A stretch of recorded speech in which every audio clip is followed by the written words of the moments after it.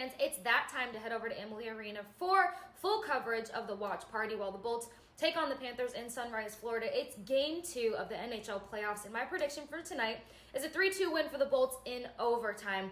Even though the Panthers swapped out their goalies, I think the Bolts are going to bring that heat. I think Cooch still has more to lay out on the ice tonight, and I think that he's going to get the guys that much more excited and pumped up after an exciting game 1. Let me know your predictions. It's time to go.